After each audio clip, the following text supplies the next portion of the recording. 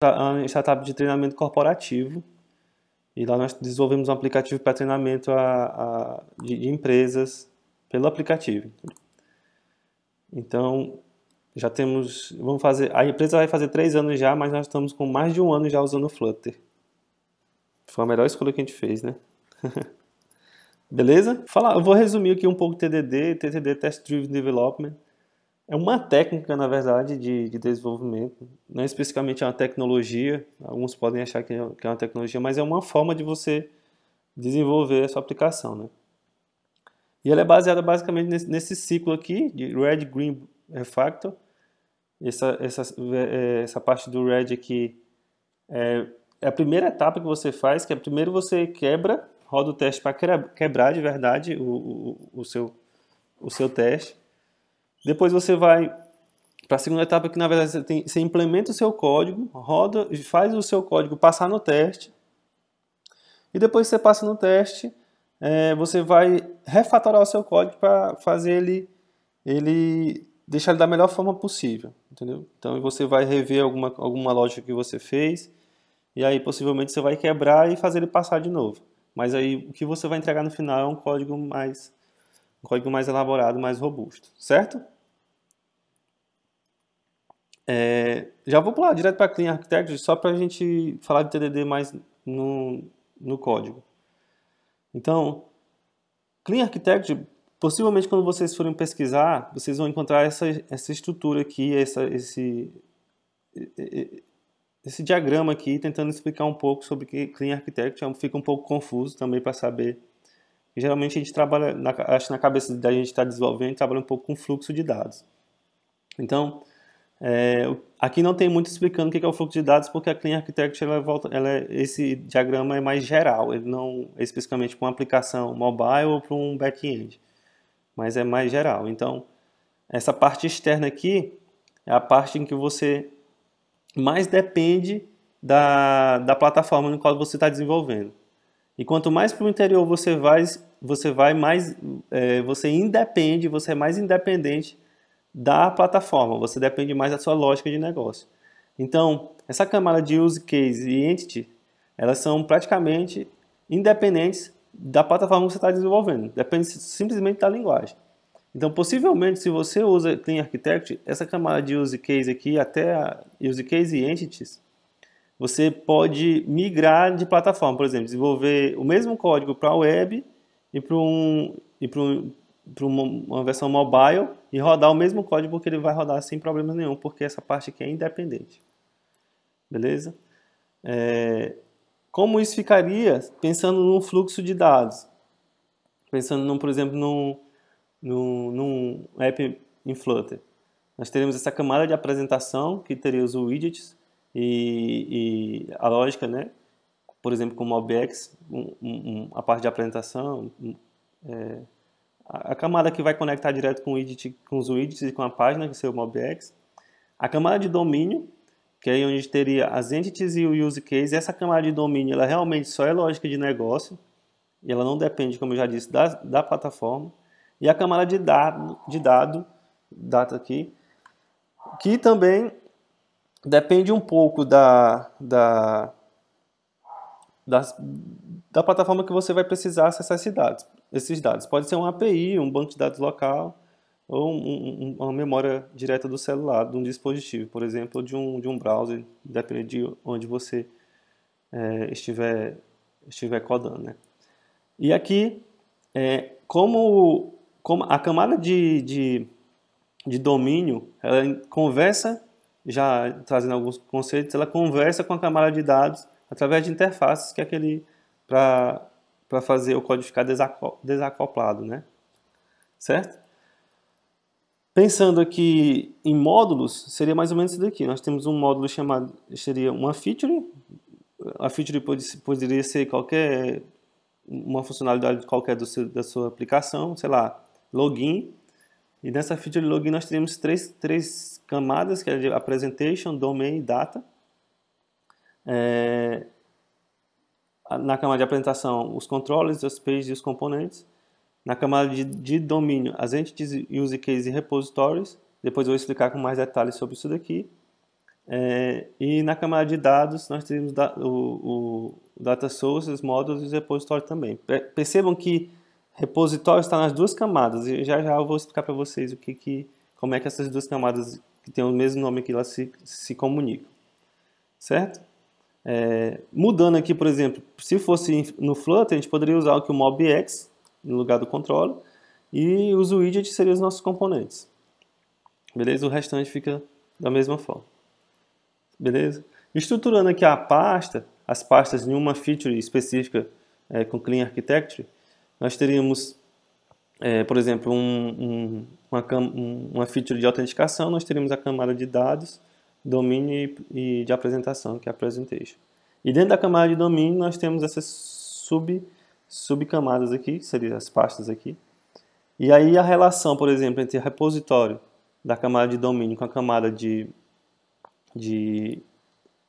dados é que na camada de domínio o repositório é só um contrato, é uma interface.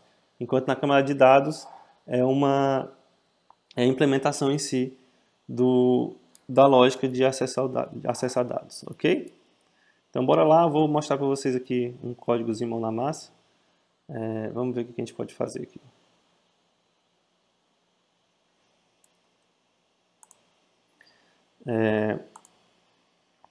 Tem um projeto aqui em Flutter zerado, deixa eu aumentar aqui.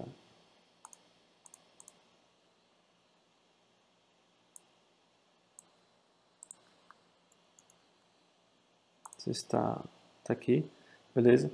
Tem um projeto em Flutter aqui do zero. E o que acontece? Eu vou criar essas camadas de uma feature e eu não vou nem rodar um app, na verdade. Eu vou só rodar os testes já direto usando o TDD nas camadas do Clean Architecture, ok? Então, para iniciar, eu vou criar as pastas aqui já utilizando aquelas camadas que a gente fez, que a gente viu lá na apresentação. Por exemplo, eu vou criar uma feature aqui chamada... vamos supor que fosse um aplicativo de lembretes. Eu vou criar uma feature aqui chamada Reminder Lembretes. Essa seria a nossa feature. E aqui dentro da feature nós teremos três pastas, que seria a parte de domínio, a pasta de dado, acesso ao dado e presentation, certo? E como é que a gente poderia ir distribuindo aqui? Dentro da camada de dados nós teríamos mais três pastas que seriam de acesso a dados, data source, a fonte de dados aqui, né? Models e repositórios.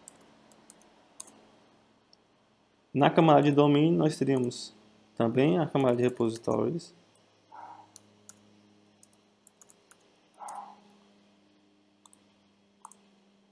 a camada e aqui a gente teria use cases. Já eu explico para vocês o que são esses use cases. E a camada de entities, certo? Então, estruturando nossos detalhe, aqui também tem aqui presentation, nós podemos colocar aqui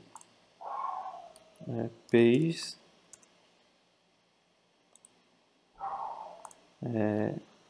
poderia ser widgets, e se, por exemplo, usando MobX, poderia chamar de nossos stores, certo? Usando MobX, por exemplo. Então, para essa feature aqui chamada reminders, são os lembretes, a gente teria essa estrutura de pasta aqui para cada feature. Um pouco grande e talvez um pouco verboso, mas aqui é mais para exemplificar como é que seria a separação dessas responsabilidades dessas camadas, beleza? Vamos começar a fazer Utilizando essa entidade, voltando aqui para a nossa camada de... lembrando aqui das camadas, nós vamos começar a desenvolver da parte mais interna da feature, que é a parte independente da plataforma, e aí da parte mais interna para a parte externa. Então, voltando aqui, nós temos... vamos criar nossa primeira entidade, que seria nosso lembrete. Certo? E aí nós vamos criar nossa classe aqui, lembrete.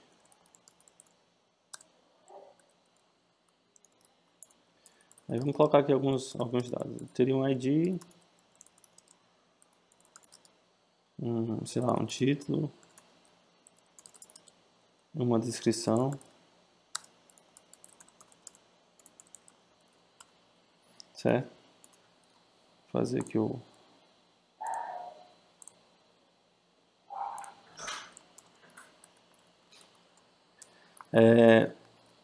eu vou colocar aqui como meta.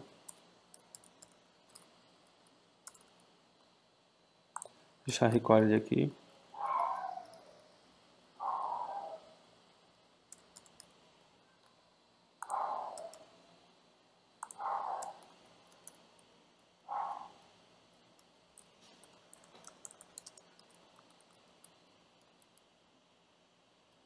Estão me ouvindo direitinho aí, galera? Beleza. O que eu vou fazer aqui, galera? Para ajudar aqui no desenvolvimento, eu vou instalar uma lib, uma biblioteca, chamada Equatable. Não sei se vocês conhecem. Epa. E para teste eu vou instalar o Mockito, né? Peraí. Não, instalei no lugar errado, peraí.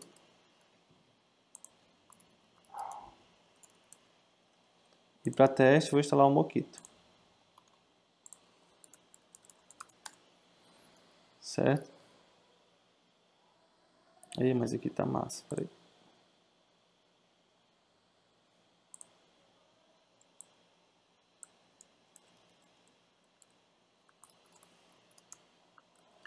Show. Então, eu vou usar só essas duas. Eu vou importar aqui. Vou estender aqui.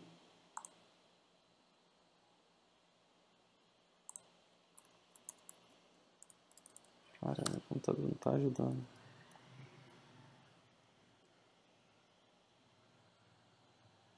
Aí.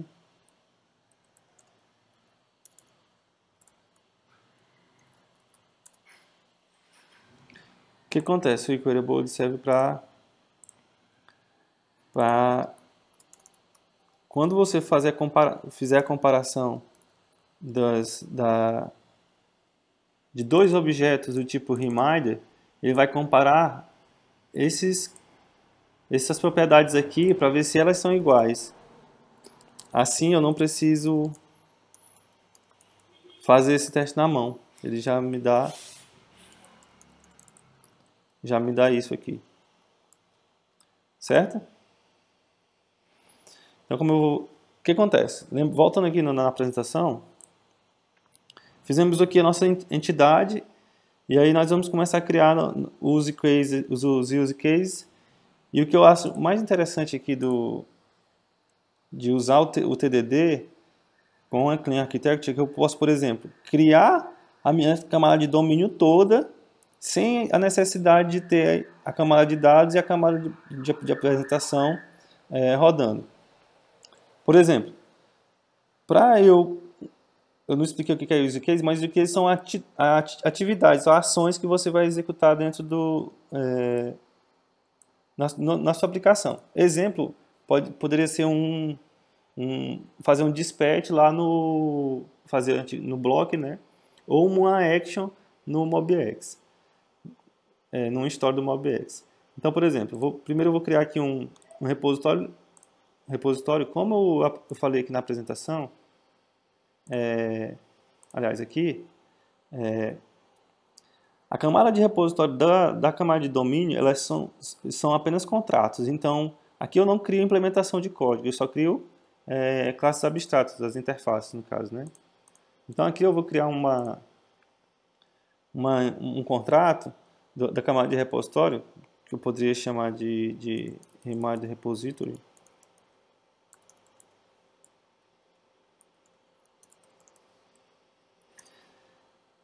E aqui no reminder repository eu não vou ter implementação de código, eu vou ter só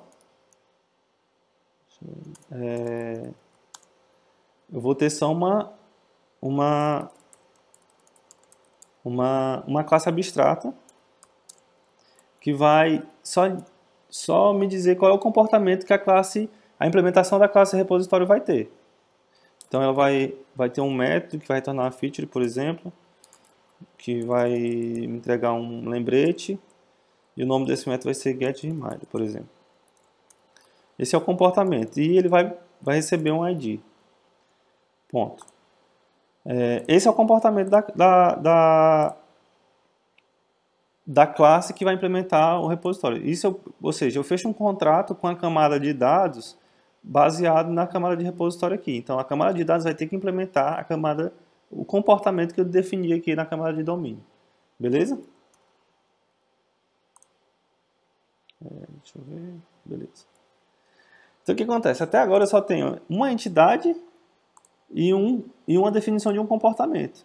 Mesmo não tendo nenhuma lógica de negócio rodando, só tendo o dado puro, que é a entidade, a definição de um comportamento com essa classe abstrata aqui, eu já posso começar a fazer meus testes. E essa é a parte interessante. Eu vou criar a mesma estrutura dessa feature aqui de lembretes aqui dentro do teste. Então, eu vou ter como se fosse uma réplica de toda a minha aplicação, eu vou ter uma réplica do comportamento dela aqui na pasta de testes, para que os testes sejam implementados juntamente com a minha aplicação. Então, vou criar aqui dentro da pasta de teste a mesma estrutura. Criar aqui os lembretes, a feature lembrete. Dentro de lembrete, eu vou criar a mesma estrutura de pasta. Eu tenho um domain.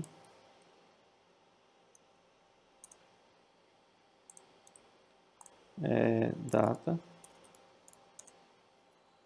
Galera, me diz aí até que hora vai, viu? Pra eu não passar aqui muito do tempo.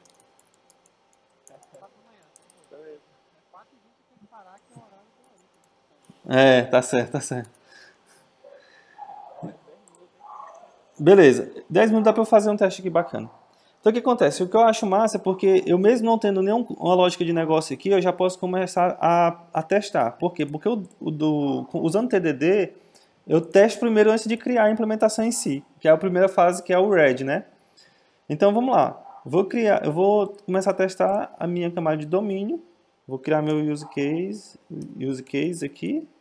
A parte de use case, vou criar a pasta de repositories. Beleza? E eu já posso pensar em criar um teste. Que tipo de teste eu criaria? Um comportamento, como eu disse, use cases são comportamentos, são ações que você vai executar. Então, por exemplo, quando eu for criar aqui o teste do use case, que é o meu primeiro teste, o nome do próprio teste é a ação que ele vai fazer. Por exemplo, getReminder. Certo? Underline teste para já aparecer lá. Então, o getReminder, que é o meu use case, que eu ainda vou criar ele lá na aplicação em si, eu já crio o teste dele, para depois eu começar a desenvolver e implementar realmente o código em si. Então, vamos lá. Como todo teste ele roda como se fosse uma aplicação separada, ele na verdade né? Então eu boto o void main lá como se eu estivesse colocando o main aqui no arquivo main da aplicação do Flutter. Então, o que eu vou precisar aqui? O getReminder eu vou instanciar ele mesmo aqui, que seria um getReminder. Por aí. Sei que ele ainda não existe, mas vou chamar ele aqui de use case só para vocês perceberem que ele é um caso de uso aqui, uma atividade em si. E vou criar um repositório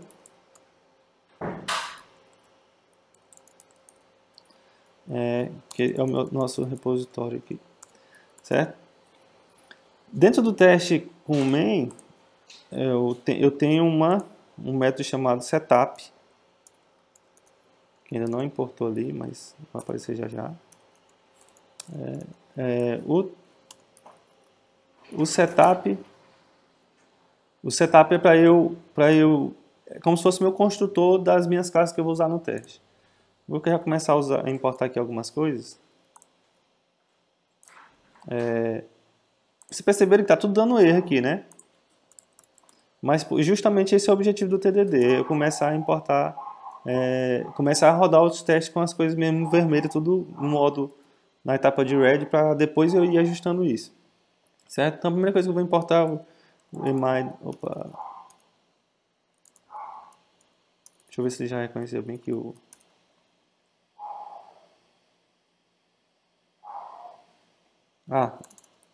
Observação. O repositório não tem a implementação dele, né? Então eu vou criar, na verdade, um mock dele, porque eu já posso criar, testar ele baseado no mock. E aí, para eu criar um mock, eu vou herdar ele da classe mock, do Mockito, que eu já instalei lá. E ele vai herdar de... Exatamente. Pronto, e o Mockito aqui, vou importar agora.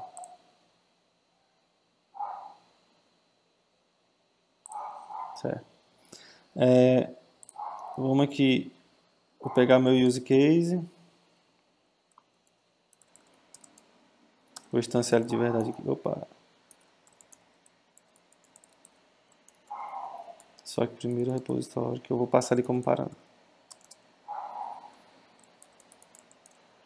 Detalhe, esse reminder aqui, na verdade, ele vai ser desse mock aqui, porque o reminder repositório é só uma interface. Então eu vou instanciar ele aqui. Epa, aqui em cima deu merda. Beleza. E aí eu vou passar meu repositório aqui como parâmetro. E aí, como vocês estão percebendo aqui, não vai rodar porque eu não tenho um getReminder ali como domínio. E beleza. Como eu não tenho ele ainda como domínio, eu vou criar ele já já. Só importar bem aqui o...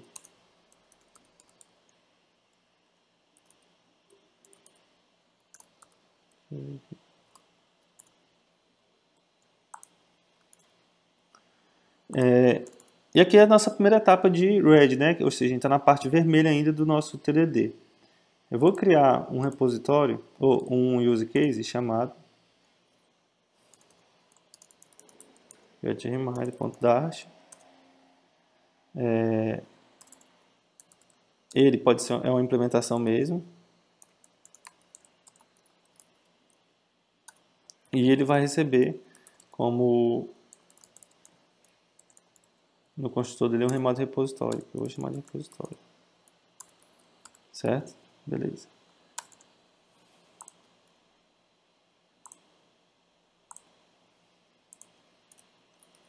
Até aqui, de boa.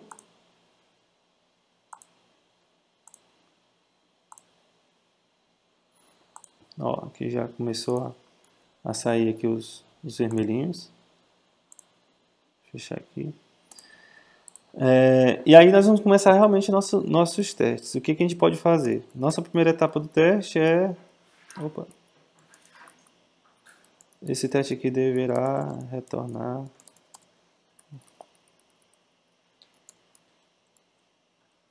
uma entity... Opa! Certo? E agora essa etapa de testes aqui, a gente divide ele em três partes, que é nossa primeira parte do teste, de cada teste é o nosso arrange, que é onde eu organizo o teste, o que tem configuro algumas coisas para funcionar, porque eu vou mocar algumas coisas aqui, né? Inclusive os retornos de alguns comportamentos, como esse mockup aqui. A segunda etapa são as ações, que é o que os métodos têm que executar, então vou chamar os métodos nessa parte aqui. E aqui eu vou fazer os asserts, que é onde eu vou verificar se o teste está tá de acordo com o que eu quero, né? O que eu quero receber de resposta de cada teste. O interessante de testar a parte de domínio aqui, como eu já disse, é porque eu vou testar o domínio todo sem necessidade das partes tanto de dado e de apresentação. Nesse teste aqui, na verdade, vai dar para testar só esse getRemind aqui mesmo. O que a gente vai fazer aqui? Usando o mock dessa classe aqui abstrata, eu posso fazer assim, olha, cara, pedir para ele, sempre que, aliás, quando ele chamar do meu mock repositório o método getRemind com qualquer parâmetro, ele deverá responder, como lá é uma feature,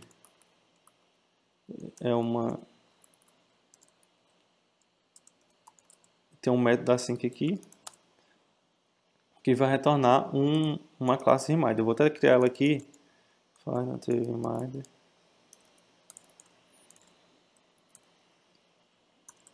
E aí eu vou ter um ID.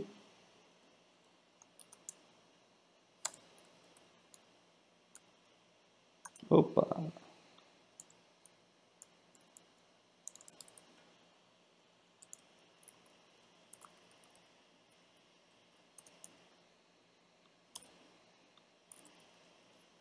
Título.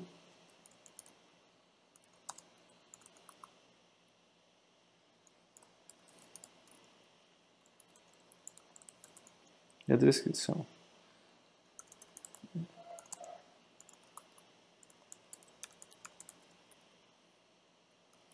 Certo? Cadê? Ah, tem que importar aqui. Por isso que não estava aparecendo. Beleza. Quando ele chamar o método getRemind, ele vai me retornar um. Aqui também está errado.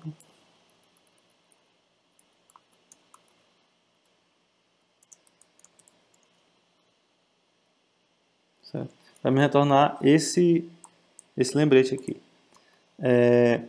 O que acontece? Se eu chamar aqui vou botar async aqui também, que vai ser uma chamada assíncrona. O getReminder, ele não está fazendo nada ainda. Certo? Aliás, poderia ser assim.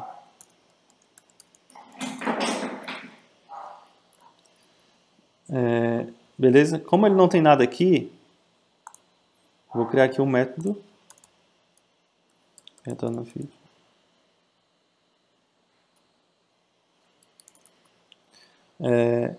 Vai me tornar um lembrete.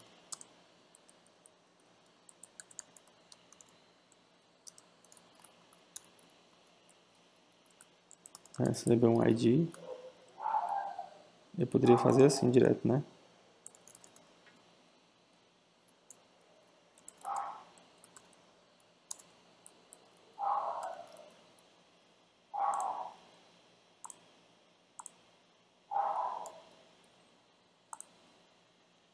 E aí eu passo um ID aqui, poderia ser o ID 1. Tá certo aqui?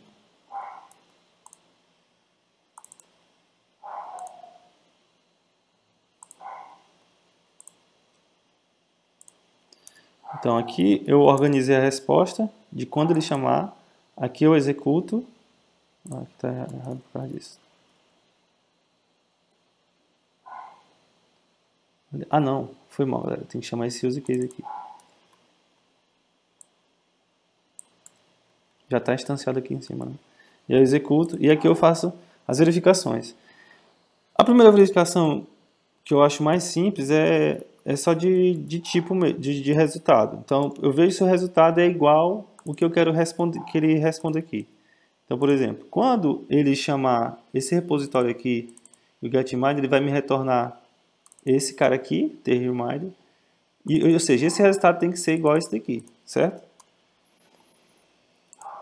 Só que tem um detalhe, esse tipo de verificação aqui é massa porque eu já verifico o retorno do que a função fez, mas será se eu posso verificar também o comportamento? E o que eu acho do Mockito é que eu posso verificar também outras coisas no comportamento, que é, por exemplo, verificar a pressão que eu chamei que eu execute. Mas aqui eu tô analisando, eu estou mocando a resposta desse método aqui, que é do repositório que foi passado como parâmetro para o use case aqui, desse método aqui. O massa é porque eu posso verificar se esse método aqui realmente foi chamado, ó, com o parâmetro que eu passei no execute do use case. Então eu posso falar bem assim, rapaz, verifica se esse cara foi chamado, e eu posso ainda verificar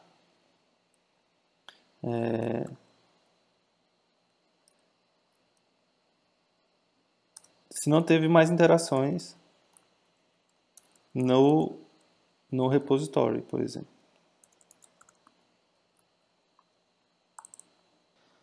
O massa de fazer esses testes usando TDD é porque eu não só verifico a entrada e a saída de dados, mas eu verifico também o comportamento de cada método que eu vou criar. E detalhe, eu ainda nem implementei a classe realmente de repositório. Eu só estou usando um mock da classe abstrata aqui, ó, que eu criei aqui, que é o Reminder, que inclusive está dentro do domínio, né, que é essa classe aqui. Então, ela mesma, a implementação dela não existe, existe só um mock dela, mas mesmo assim eu já posso testar como essa ação de pegar um lembrete vai ser executado. Se eu rodar o teste aqui, espero que dê certo.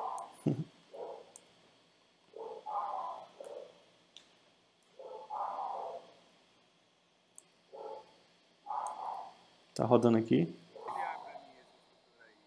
Massa, cara, que massa. Bom saber. Olha, o teste passou. E o engraçado, porque voltando aqui para a estrutura aqui do nosso TDD, essa primeira parte, por exemplo, eu não rodei nenhum teste que quebrou. Mas, como vocês perceberam, eu comecei a fazer o teste antes mesmo de ter o getRemind aqui, o meu use case, certo? Então, se eu fosse um TDD purista mesmo, eu ia rodar o teste mesmo sabendo que não ia funcionar. Mas eu prefiro já pular algumas etapas assim, no meu dia a dia mesmo. Mas o que acontece? O teste passou, beleza, mas está tudo bem, beleza, já está funcionando, será? Por exemplo, eu não poderia chegar aqui e melhorar um pouco mais esse código. O que eu posso fazer aqui para melhorar? Um código ainda é muito simples, mas mesmo assim eu já posso melhorar. Eu vou usar uma técnica aqui, que eu não sei se todos vocês conhecem, mas esse use case aqui, por exemplo, eu posso chamar essa classe aqui, usar ela como callable classes. Então, o que acontece? O que é um callable class? Quando eu chamo a classe, passando um parâmetro, ela executa por padrão um método chamado call. Então, por exemplo, refatorando ela aqui, o meu use case, voltando aqui no teste, ele já vai quebrar porque não tem mais o método execute, mas a classe já está instanciada aqui, né? Instanciei aqui dentro do setup. Mas o que eu posso fazer? Eu posso simplesmente executar a classe, como se fosse um método puro. E aí, refatorando ela aqui e rodando e ajustando aqui para só executar o use case, passando um parâmetro aqui, se eu rodar meu teste de novo, possivelmente vai passar. Vocês conheciam o Callable Classes? Algum de vocês conheceu já? Acredito que sim. Deixa eu ver se vai passar. Aí, passou no teste aqui. Mudando. Outra coisa que eu poderia... que é interessante é porque... se eu não me engano, esse spect aqui, ele só consegue igualar esse resultado mesmo sendo uma classe. Eu até vou testar depois. Porque eu estou usando o equatable aqui. Então, quando ele vai testar o hash, ele compara se os dados são iguais. Certo? Os dados que eu passei aqui, ó, são iguais. Como eu estou retornando ele aqui, o result é exatamente igual o treminder aqui. E outra coisa que a gente pode que eu posso deixar mais claro para vocês é que, por exemplo, esse verify aqui do teste, ele verifica se eu executei esse método do repositório chamado getReminder, que está aqui dentro, ó. Ele está aqui, ó, getReminder. Ou seja, o ID que eu passar aqui, eu chamo aqui. Ele verifica se eu chamei esse método do repositório com exatamente o parâmetro que eu passei aqui, ó, no use case quando eu executei, com essa ação. Então, se eu, por exemplo, passar o parâmetro 2, lembra que aqui no when, que é um mock só da resposta, eu disse que pode passar qualquer parâmetro.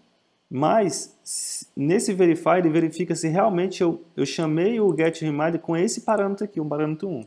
Então, se eu passar o parâmetro 2 e rodar o teste, ele vai dizer que ele vai dar erro porque ele está esperando que eu chame dentro do use case o método getReminder do repositório com o parâmetro 1 e não com o parâmetro 2. Vocês estão entendendo? Sim. Então, ó. Então, o cara aqui deu erro. Agora, se eu verificar se ele chamou com o parâmetro 2, aí vai passar como eu fiz já usando o 1, né? Ok? Então, acho que eu passei do tempo já, mas por hora é isso. Beleza? Valeu, cara. Valeu. Valeu. Vou só parar aqui. Ah, aqui mesmo.